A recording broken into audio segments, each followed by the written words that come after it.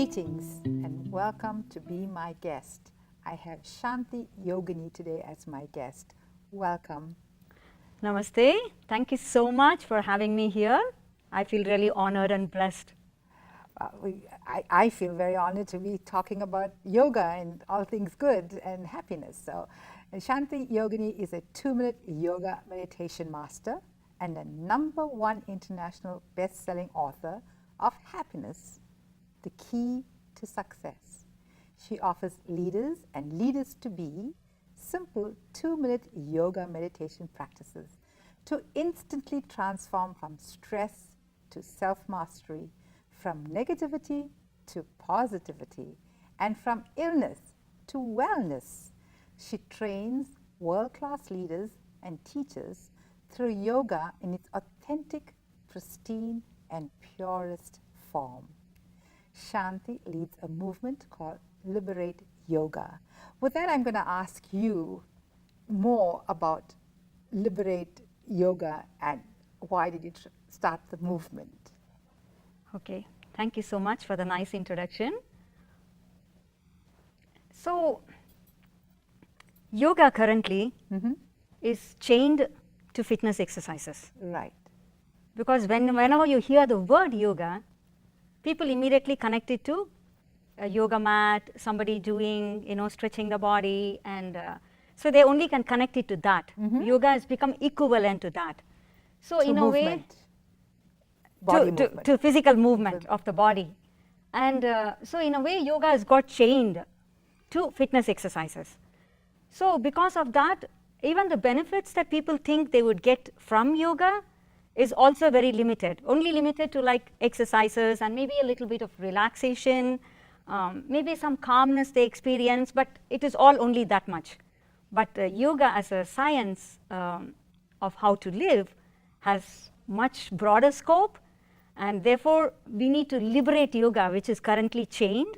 And once yoga is liberated, then that liberated yoga will liberate you. So Right. it will liberate the individual from all limitations that we have put on ourselves, all the miseries, whatever we feel that we cannot go to our highest potential and we feel limited, all that will become liberated of all that. And of course, I have another one, which is liberate the world, because I also train people who can become leaders Right. in teaching these to the community, to the world. And with that, they can help in not only liberating the individual person, their own self, but liberate the others in the community. Yeah, I was just wondering why the word movement. I mean, you actually literally started a movement, which is great. And the actual meaning of yoga, people don't really know it, right? It's union. Is that what it means? Yeah, so the word yoga, originally in the Sanskritam language, which is the ancient language in which even the word yoga is there, so it is called yogaha. Okay. Yogaha comes from the root word yuj. So yuj means to yoke, to unite. To unite. So even in English we say like yoking, so yuj, yoga, yoking. So even that has come from the original word of yoga. Right. So it means union, connecting, joining. It's so exciting for me that you are a software in the field of being a software in that field, and very much into IT and everything else. And it's liberating to me, to use the word again, that you've actually written a book on happiness and you've started the whole thing. So what does your book title mean? Or what? Yes. So happiness, the key to success. Now, why do you think people actually want to succeed in life? Why is everyone after success? What do they think they should get out of that? Everybody thinks happiness. Yeah, so if I succeed, if I become successful, I'll be happy. And the definition of successful is relative. It's relative, but let us assume they think successful means maybe I land on my dream career, or I get promoted, or whatever they are thinking. Life, yeah. Or when I get this car, this particular model of car. or when I meet my dream partner, whatever they are thinking success is, they are even aspiring for that because they think if I get that, if I become successful, I'll be happy. Right. So we are even hankering after those things only because it is going to give me happiness. So people think that success is the key to happiness. So if I succeed, I'll be happy. Right. Now, in my book, what I'm saying is no. It is happiness which is the key to success. I agree totally. And you are right. So that is where we have to redefine what success is. Yes, yeah. So, yes, and you also use meditation. So why do you use meditation as a means to uncover one's joys, healing, and success? So here, as the book title says, if you are happy, then out of that success comes. So success means not what you can have or get or possess, but success is living life to your highest potential. So if there is a tree which can grow to a maximum of 6 feet, when the tree reaches 6 feet, it is successful. If it only reached 5, then there is something hindering its growth. Right. Something is preventing, maybe it's not getting its nutrients, somewhere something is blocking. But if it has reached its full potential, then it is success for the tree. Right. The tree need not compare itself with another tree of 8 feet or 10 feet and then think like, oh my God, I need to be even taller than the tree, only then I'll be successful. So real success is nothing to compare with someone else and then decide if you're successful. If I reach my potential or I'm working towards reaching my highest potential, then I am in the path of success. And so that can happen only when there is joy within me. Only when I feel happy inside, I can express myself fully, completely. That is so true. I mean, only when you're happy can you are your full potential, whether it's just stretching, whether it's just communicating, you know, it's anything. That is optimal. Say if you are an amazing singer, but then there is just a tragedy that happened, and now you have to go on the stage and sing. So when the heart is so heavy, even though you have a great talent and voice and creativity, the fullest will not be able to shine forth. Right. So now, how to have happiness inside even before I achieved anything? Because only if I have the happiness and joy, then I'm going to be successful. So that is where this meditation comes into play, because for me to feel happy inside, no matter what I have got, I haven't gotten, for that meditation is the gateway to happiness. Oh yes. So that is where when we learn to meditate, when we can be in the path of meditation or in a state of meditation, then I experience the joy that is coming from within me. The bliss. Not, yes, the bliss that's always there within us, which is nothing to do with what we have got from outside or what we possess, we don't. So, our education, I mean. It is nothing to do with any of those, whether you're rich, poor, like you barely get 3 meals a day, it doesn't matter. You can see even smiles on such kind of people. Yes. And meditation also brings a good, for your mind, it brings your mind to a good place. So as a result, happiness occurs. You know, so when the mind comes to a good place is where you connect to that inner source. Right. So whenever the mind calms down, yes, you tap into that source which is within, and then the happiness just comes out. And I think the word I'm trying to use, it makes you level-headed. You know, so whatever Balanced. happens, it balances you. Now, whether you had a tragedy, whether you had something happy happening, you are in a state of balance. Exactly. And that's what meditation is for me. In fact, that is what, because meditation is part of the whole science of yoga.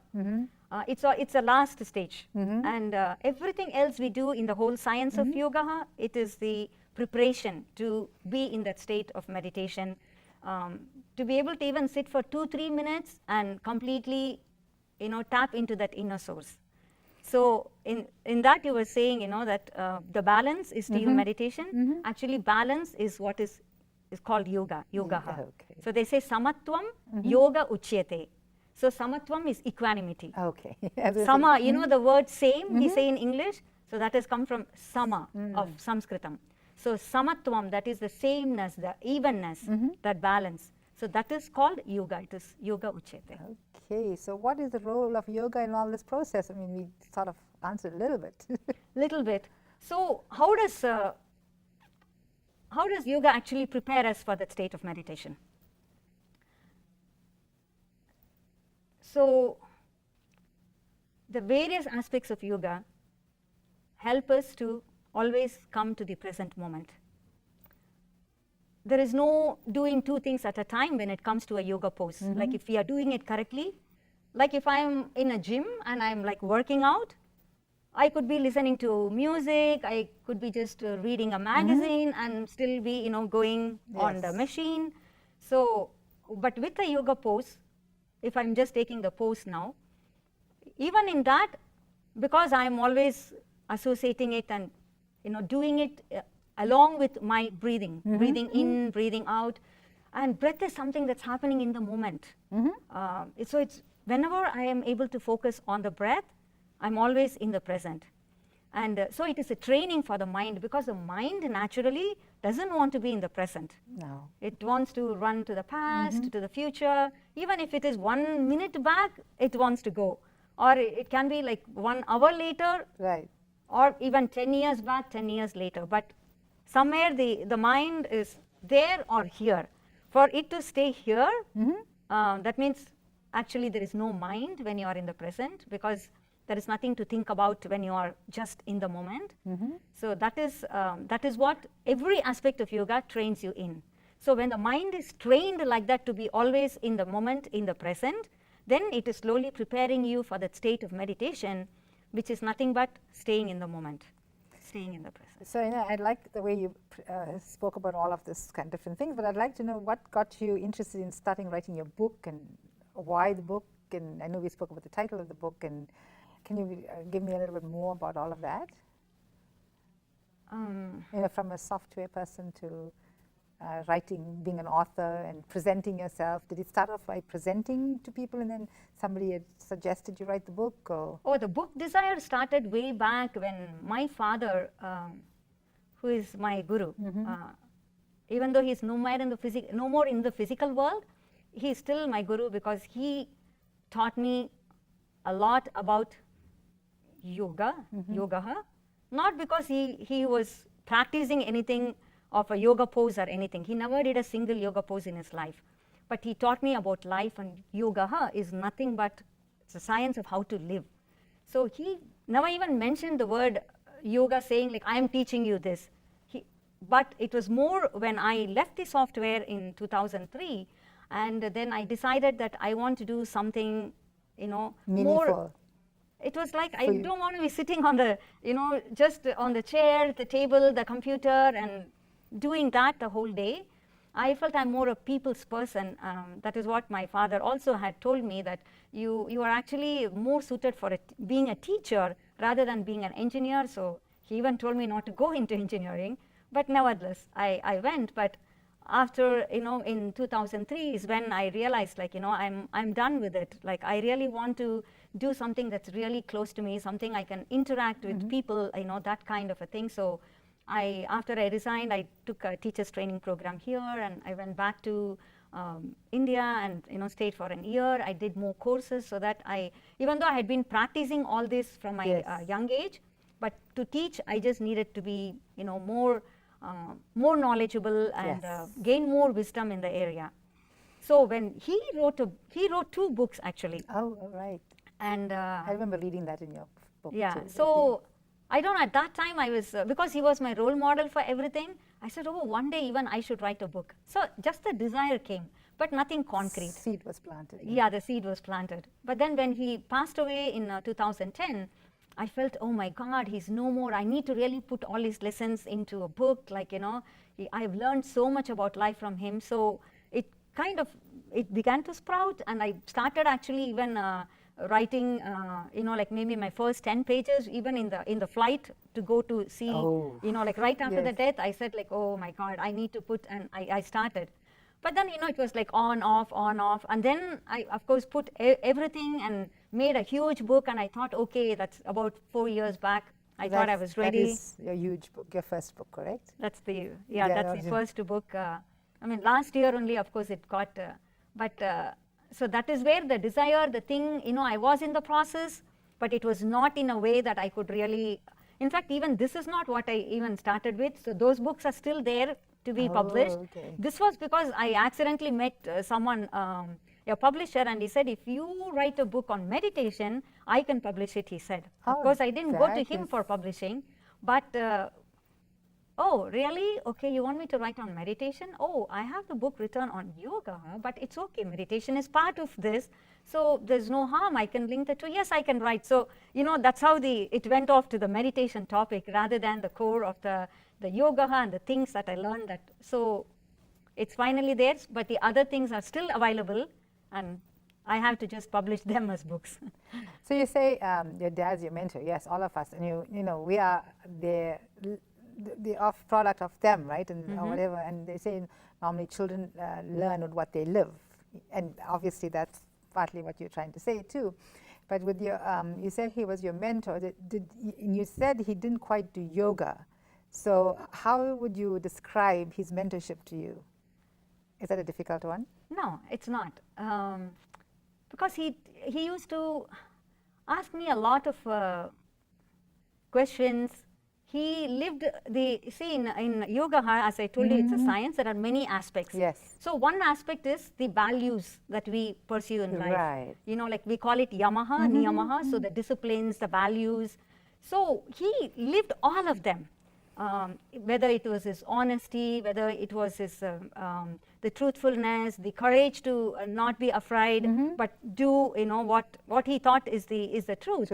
And he didn't care if everyone else was like kind of unhappy with him, but he said like this is what. Or even in his office, he was very truthful. And when people were trying to make him take some bribe and pass some inspections which should not be passed, and he would say, no, I can't do it, like, in my good conscience, and therefore he was punished for those things.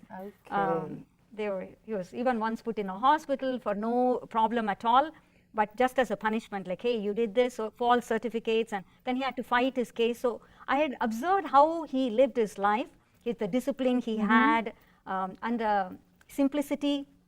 So there is one aparigraha. So that is non-collection. So not collecting things, thinking that all these things would give me happiness. And he was such a simple man. He didn't have more than 2 shirts. And one shirt was just for emergency. Like every day he would wash his shirt. But if in case it was a rainy day and it didn't dry, then he could use the spare one. So like that, everything was very limited for him. And all his possessions could just fit in one small suitcase. Wow. Like maybe 3/4 of the size of this table. And to see him like, oh my God, I mean, how is it? He has no desires. Like, he's so content and happy. And so like that, I had observed what he lived. And I knew that everything that yoga says that one should possess. And so he was a yogi. And because yoga pose is really, it's again only a training. The ultimate goal of even the yoga pose is to prepare you for meditation. Right. And he was a person, he can sit for hours together in his room with no one around, and 8 hours, 10 hours, he could close his eyes and sit, and he was in meditation. He didn't need to do this to center his mind. Yes. At will, he was able to control and center himself. Or like we were talking about the balance. And so I had observed how he observed balance when one of my brothers passed away, and how that night he made us spend, like no crying, nothing, and we were only chanting, things that related to the soul from Bhagavad Gita, and he was like really completely, he was so composed that he said that this is the way to take it, like it's not everyone cries and not go to work, not go to college. He said after the body was like, the final rites were done, he said the next day you can all go continue your work because life should go on, like what is the point in sitting and crying? So in every way, he kind of lived the life that yoga says that you should live. So the yoga way of life is what I learned watching him. And progressive, nevertheless. Huh? Progressive, nevertheless, because there's certain things they said you're not supposed to do so many things in so many days and all of that. So he's like said, you know what, life needs to carry on, and that's the way I think it should be. While we still did those 10 days, right, was still there. That we had to do those for the 10 days, but he did not expect all the other siblings of him to like not do anything and sit doing Right, nothing. yes, yes, So yes. yeah, but he still did all the 13 days that needs to be done correctly. So that there was nothing, and he even went finally to Ganges, and so all the things were done. But he did not, he knew that if we all didn't engage ourselves in the work, we were going to sit and just Yes. cry, and you know, it's going to. Yes, no, that's it's very, parents need to realize how important those things are, because children definitely look up to parents too, Yes. for all these little things. And it's amazing how we all just absorb everything. Yes. And it's just truly amazing. So that, you know, how do you hope the books to impact the readers? So I'm hoping by reading this book, the readers can get a very good understanding of what really happiness is. What is its source? Where does it come from? And what is it? I mean, where should we search for this that we are constantly running after? And by reading this, they would get a very good understanding of what success is, and also how even a few minutes of practice of, you know, the science of yoga and incorporating it in the life could slowly prepare you to go into meditation, because a lot of people go directly into meditation and then they feel like, oh gosh, it's so hard, I can't focus, my mind is all over. So it is like you're going without the preparation needed for it. If it's the 12th grade, we need to prepare by going to 8th, 9th, 10th, 11th. Otherwise, suddenly, you know, so. Or from kindergarten. Exactly, yeah. So from kindergarten. So that is what yoga is, like a syllabus. So I'm hoping that the readers of the book will be able to gain a solid understanding of what really yoga is, how is it linked to meditation, why should I meditate, and how even a few minutes of that meditation can open up the happiness that has been always there within me, but which I'm always looking outside, and how with that kind of a joy that is coming from within, I'll be the best in everything I do, you know, so that success is always there. And also, I think we should always trust our intuition. Do you believe that too? Yes, yeah. So, and by doing all of that, you do get intuitions, am I right? Because the intuition is that inner voice that is telling you, that is guiding you, because that is coming from your very source. Right. But many times we just push it aside and we say, oh, it's okay, it doesn't matter, I know it's all going to be okay. So we kind of try to just quieten that voice and not allow it to. But if we can be in that, like you say, you know, in the calm state, that intuitive voice will always be guiding you and telling you. So, you know, in my introduction, I meant to speak about your classes and all of that, and I missed it. So maybe you can tell us more about all of that. How do you present yourself to the world? Oh, okay. Just not Rhode Island, but to the world. Yes. Yeah, because I don't do group classes anymore like I used to do before, when I was only restricting to the people around me. So now I do more online things. So I have a lot of digital, through digital media. So like, you know, a CD set, it's an educational CD set, and many CDs I have, and many which are not even in this physical form, but they're all in the digital. So that is, those are all the ways that people can still get access to the true knowledge, and they can learn it like in a classroom setting. So it is not like a DVD you put and you just start following it, but it is completely educational. So as if you were sitting with me and I'm teaching you. So that is the way they would be. And of course, the main thing that I'm really now focused on, more than all this, is how to train people who can become teachers of this yoga, who can become true leaders in the world. So you do interactive workshops. So those are teacher training programs, like leadership programs through yoga. So those are what I do, because it's not enough that only I understand what truly yoga is and I'm trying to influence people who come into contact with me. I want it to stay long after even I leave the world. So the best way is, you know, train more people who can understand really what yoga is, and who can pass on. Just 2 minutes is enough for you know, at a time. If all I can spare is 2 minutes, it's a quality of 2 minutes that really matters. It's not the quantity, how long I spend. So that is the kind of leaders I want to really develop and train. Again, and people can invite you to speak also, right? And you're a coach, and you're a dancer, and a storyteller. Yes, in fact, I'm going to do dance and storytelling, everything in college, in the next 2 weeks. But that is something, because the Indian classical dance is also a minor stream of yoga. So it's called Natya Yoga, so the yoga of dance. So Natya is dance. So it is all linked to again yoga, and because Indian dance, you know that Bharatanatyam, it is with lot of its hand gestures and facial expressions. It's very easy to narrate stories, you know, like use of fables or the Panchatantra Katha from India, like and even our everyday things. So I use it for even as a healing methodology. So there are some people who have a lot of emotions and trauma inside, but they cannot express it verbally, they don't want to share, and then when they use these expressions and they are able to let it out completely using their full body.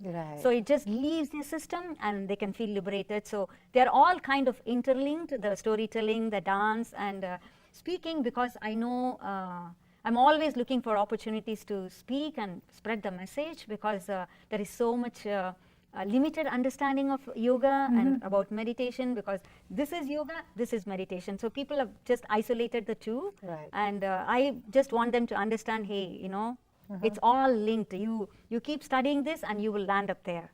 So now, thank you so much for coming all the way from Rhode Island and presenting to our audience out here, but of course the World Wide Web, everybody can have a look at it. And you want to tell us how to reach you? Yes, absolutely. They can go to my website, www.yogaforhappiness.com, and they can also write to namaste@yogaforhappiness.com. So the namaste@yogaforhappiness.com, and it's all full word, yoga for FOR happiness. And in fact, I invite everyone to have a free download of the book 1 of this. You know, it's now a 4-series book, even though we made it as a one single book to start with, because it was big. I just made them into three of them. So book 1 and 2, 3, 4, like that. So 4 books inside, and everyone can get access to book 1 as a digital download. So I encourage you to go into the website, same as this book title, happinessthekeytosuccess.com. So that is the one, www.happinessthekeytosuccess.com, and you can have a free download. You will gain a lot of whatever we even discussed. It's all covered there, and so even just reading that book 1, it will be very beneficial. And these chants, I see you have CDs and oh yes, because chanting is also part of yoga, and people think yoga is different, chanting is different, because this is even in the traditional mainstream of yoga, it is one aspect, it is bhakti yoga, the yoga of devotion. So some chants on deities come under that, but I also have chants which are nothing to do with deities, but they're simply, see, chanting is nothing but just repeating something. It's another word for mantra, which most people are, I mean, it's totally different. Mantra and chanting is totally different, but if you use a mantra like one word, it also can work. Am I exactly, right? yeah. So mantra and a single word. In fact, my little one, it is all, see this one, it is just only 3 words that has been repeated multiple times and multiple speeds in multiple tunes. So it is, so this is a very simple one. This is a little more, educated, a little more complex, because it's like a 3 CD set and there's a lot of education involved in it, because this is a way to really quiet the mind. Okay. So all these are leading to meditation. So all this is available on your website? Yes. And is there anywhere else that the books are available? The books are also available in Amazon. So if they just search for either Shanti Yogini, or they search for the title of the book, Happiness the Key to Success, they can also get access there. And they can also. So you have an appropriate name, Shanti. So we say, Om Shanti, Shanti, Shanti. Thank you. No, thank you so much, Shanti, for joining us. Sure. And thank you, the audience, for joining me. Be my guest, and always available at www.actontv.org. Namaste, Shanti. Namaste. Thank you so much. Yeah. For my guest, Shanti, and I'm your host, Kamsha Naidu. Till we meet again. Namaste and bye-bye.